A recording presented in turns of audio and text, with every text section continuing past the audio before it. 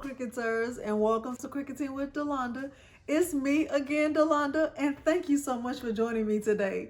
You guys, I am so excited because I was able to use another product that came in one of the most recent mystery boxes.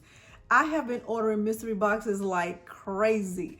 Just every time they've been released, I've ordered one just to unbox them and show you the contents and help you get it as excited as I am about the contents of the mystery box. Yes, we get excited about the cuties, but we should also be excited about the products. So in today's tutorial, I'm showing you how I use those infusible ink markers that came in, I think it was either the Brights mystery box or it was the Persimmon Permission. I'm not sure. But at any rate, this is the finished product. And what am I going to say? I love it. I love it. I'm excited about how this turned out. I cannot wait to wear this shirt. Let me show you my process. So without further ado, let's head on over and look at materials. After materials, we'll get into Cricut Design Space and we'll go through the full process together. The materials I'll use for this project include my Cricut Explore Air 2, my Cricut 9x9 Easy Press, a men's medium Cricut Infusible Ink Compatible t-shirt, my blue light grip mat, Cricut heat resistant tape, lint roller, butcher paper. I'll use this pack of infusible ink pens that came in one of the most recent mystery boxes, and I'm using A-sub sublimation paper instead of using laser copy paper. Okay, so without further ado, let's head on over to Cricut Design Space. I am in Cricut Design Space and I'm connected to my Cricut Explore Air 2. The first thing I'll do is go to phrases. The phrase that I typed in is one that just says hello spring. You'll get the same result if you also go to images instead of phrases. You'll get these same options. I'm choosing the one that says, well, hello spring with this butterfly in the middle. I'll add it to my canvas. I am going to bring the view down on my screen to 75%, and then I'll duplicate this image 2 times.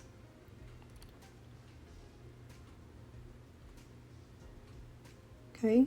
Once I have it duplicated, I'll just line it up in a column. The reason why I'm doing that is because I'm going to have to contour these images, but the first thing that I'll do is change the first image from a basic cut to pen, and I'll click contour. With my image over here to the left, I can see what's happening as I contour. What I want to do here is only have the butterfly image left, and I want to contour everything else out. So I am just removing everything else. I'm removing well and hello and all of the inner pieces of the letters, and the only thing I want to be left with is the butterfly. Once I have that, I'll close it out. I'll take the next image, change it from a basic cut to a pen, go back to contour, and this time I am going to click hide all contours, and I only want to have the word spring. So I hid everything else, and now all I'm left with is the word spring. And then I'll do the same thing for the third image. I'll click on it. Oh, I see that I left a piece of the S off, so I went back and finished contouring there. On the third image, I only want the words well and hello. And so I changed it from a basic cut to a pen. I clicked hide all contours, and I started to remove everything else with the exception of well and hello. And making sure to get all of the insides of the letters. The reason why I did this is because I wanted 3 separate layers, because I knew I wanted to change my colors as I wanted to. I wanted to use as many colors of infusible ink markers as I had in the pack. Okay, so right here, I'm going to align and center horizontally to make sure that it's centered well enough. And then I grouped my 3 layers so they would stay together. Now I'm going to search for a t-shirt template to match the shirt that I have and make sure that my image is sized appropriately. I also know that since I'm using 8.5 by 11 paper that my image cannot be bigger than 8.5 inches in width. So I made sure to resize my image to not be bigger than 8.5, and the length was at 10.55, and that was fine. Okay, so once I had the size correctly, I removed the t-shirt template because I didn't need it anymore.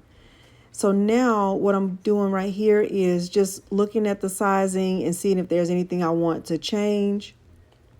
I'm going through and changing the colors and making sure that I have markers to match the colors that I have.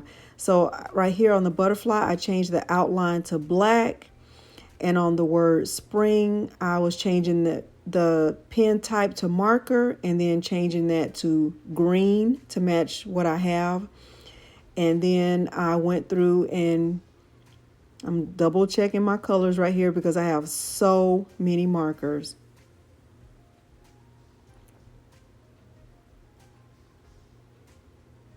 There it is. I have light green.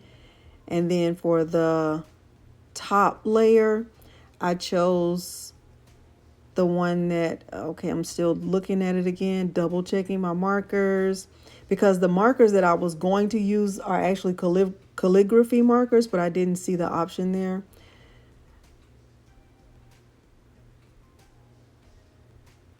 So for this top layer, the color that is in that package is actually called Cardinal, and it's a hot pink. And I was afraid that it would look more red because in here in the description within Cricut Design Space, it says Cardinal Red, and it's actually not red. The color is actually a vibrant pink. Then I was just checking the alignment again because to me it just looked a little bit off. It didn't look like it was centered well. And I just wanted to be 100% sure because I was a little bit afraid because I was using these markers for the first time. I wanted to make my butterfly a little bit bigger than what I had. And since I knew I had space and I wasn't limited by the print then cut size, I knew I could make my butterfly a little bit bigger, but I was also being careful to make sure that the butterfly wasn't touching any parts of the words, well, hello, and spring. So here I'm still centering and just making sure I have it exactly how I want it. Now I've clicked make it and I'm on the prepare screen. I am going to make sure to move my image down just a little bit, and I'll make sure to place my sublimation paper on the mat in this exact same spot. And since I'm using a heat source, I know that I have to mirror my design. Now it's asking me to set my base material. I will browse and look for copy paper. I'll just type it in and I will choose the laser copy paper, even though I'm using sublimation paper. And then it'll let me know which pens need to be loaded first, next, and last. And I'll just follow those settings. Everything from here will be back on the camera. I have my white sublimation paper loaded on my blue light grip mat. The first marker that it's asking for is the black Infusible ink pen. I take the cap off the pen and I put it on the end just so I don't lose it.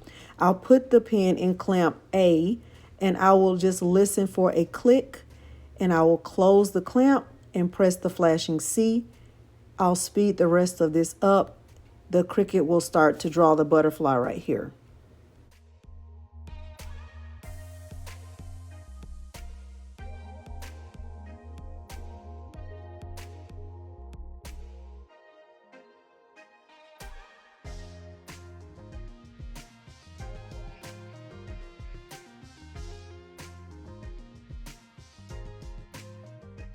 Now I will get my image unloaded from my mat, and I will use these colors plus one more to color in the details of the butterfly, and I'll speed that part up.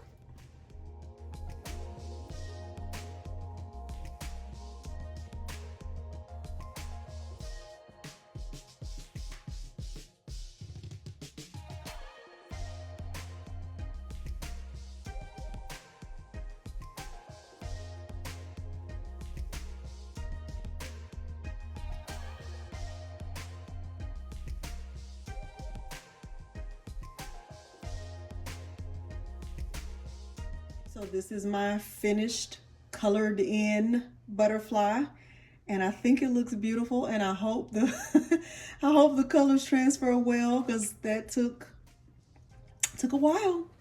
I'm going to go over my shirt with a lint roller to make sure I don't have any of those blue fibers that show up after pressing.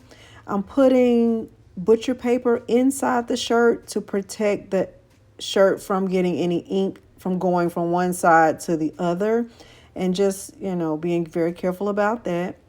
Now I will add some heat to my shirt for about 15 seconds. I have my heat press set to 400 degrees. I'm not timing this, but I'm just going over the parts of the shirt that will have heat added.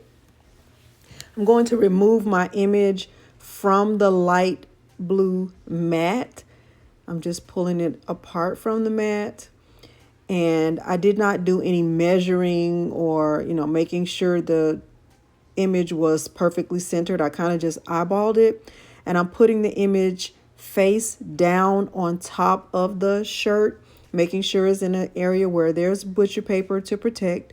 And I'm also going to use 4 pieces of the Cricut brand of heat resistant tape, making sure that I'm not taping anywhere that will interfere with the image. So I'm taping on the left and right, not anywhere near the butterfly. And I'm also going to tape at the top and bottom, not interfering with the words well, hello, and spring. And then I'll add a piece of butcher paper to the top of that. And since I'm using my 9x9 easy press, I'm going to have to move my press. I'm pressing at 400 degrees for 60 seconds. And I'm going to move it one time just to get in the right space. Now it's time for the reveal. I'm a little bit nervous. I'm going to remove. Oh my goodness. Oh my goodness. Let's see.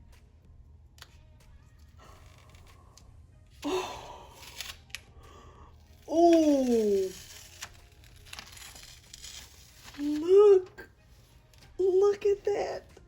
Oh my gosh. Oh my goodness. This is me being calm. I'm trying to keep my composure. Oh my goodness.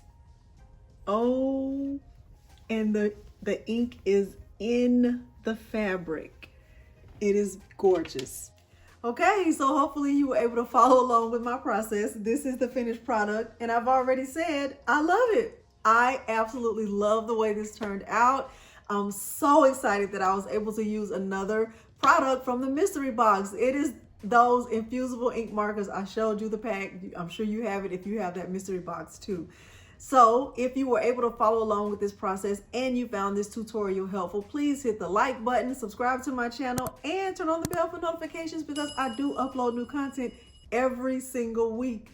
Thank you so much for joining me today, and thanks for watching. Bye.